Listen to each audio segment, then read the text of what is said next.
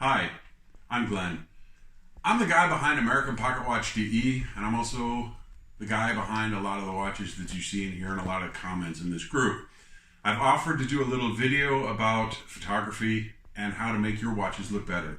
I've been doing photography for over 30 years. The last 10, 12 years, I've been doing photography for the United States Army. I got over 200 stories printed and about 4,000 to 6,000 photos shown online through the United States Army.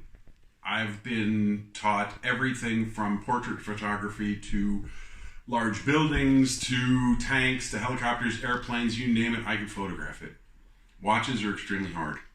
Watches are one of those things that a lot of people don't get right on the first time, and then they're frustrated and they give up.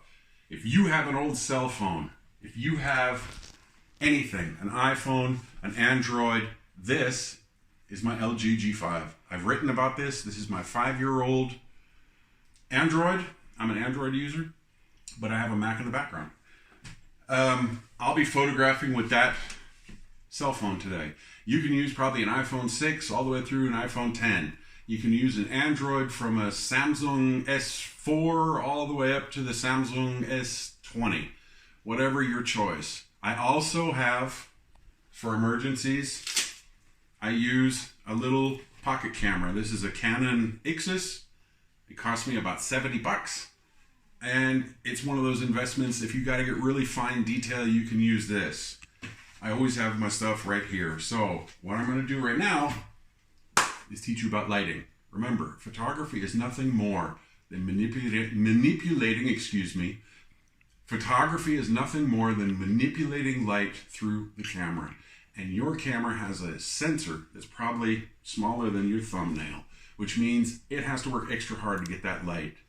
Now, what I do is I have a little setup, and I'm going to show you my setup right now. If you see up here, I have a printer, I have a thing of paper, and right here, I have my cube. This is my little $16 photo studio with a piece of white paper on the inside. And I'll show you. This little thing works magic. If you notice my desk, show my desk. It's kind of cluttered. There's a lot of stuff, but you don't need a lot of room for this. They do sell them in a bigger, but it's okay. USB plug, plugged in twice. I have a USB charger right here. I plug it in, voila. I'm actually going to show you right now how to do this. A lot of your guys' problems is that you're moving. You're moving too much. You're probably holding your camera like this and trying to get the photo, and what happens? You shake. If you have your hands steady, you could even put them on a chair. I can move mine up like this, and I can do this. So I have a lot more stable. But you see the light. Now, what's important about the light is this is approximately a 5,700 Kelvin light, which means it's a very neutral white. A lot of people are photographing with yellows, with reds, with really bizarre lighting, and it's not advisable. In all seriousness, a neutral white light will bring out the best. What I'm going to do is I'm going to pick a watch. Any watch. Here.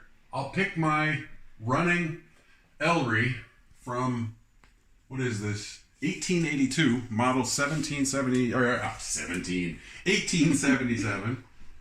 I have a little watch stand that I got off Amazon. All this stuff I got off Amazon, and no, I'm not pushing Amazon. Now watch. So basically what happens is if I put this watch right here and I set it up and I grab my cell phone and I open my camera and I try to take a picture, if you notice, my hands are extremely steady on the table. So I take a picture, and the picture is going to look really good. There's a lot of detail to the picture. There's a lot of stuff going on for this watch. But if I take this watch and I put this watch in here, and I take the same photo, Let me figure out my cell phone here because I always forget. There we go. So now I'm going to come in and I'm going to take pretty much, trying to get rid of the paper in the background. I do the paper for a reason. So now we're going to have two photos. We're going to have the photo I just took just now, and we're going to have the photo that I took back before. If you notice, that photo looks, it's busy. There's too much going on. The wood in the background, the keyboard in the background, it can be used, but it doesn't show the detail that this shows. Look at the red on the dial. You can see the black. I can zoom in, and you can really read what's going on in this. You can see that it's been painted on there with some kind of stamp. It's extremely detailed. The other thing I do is I pull out my little handy dandy knife. We'll close this real quick, open up the back, make sure it opens without, because this is where people get really messed up. Oh, it looks like it stopped. I had to wind it. So I always like to photograph with the words. It's really hard to see on the camera, but I'll show you in a second. So what happens now is I've got a really dark photo. I can't use this. Instead of photographing like this, where the cover is covering all my light, I just remove this, set my watch down, pop the top, take my cell phone, and the one important thing, I'm going to zoom, but I'm only going to zoom no more than 3 times. The reason being is that over 3 times, you start getting digital zoom. And voila.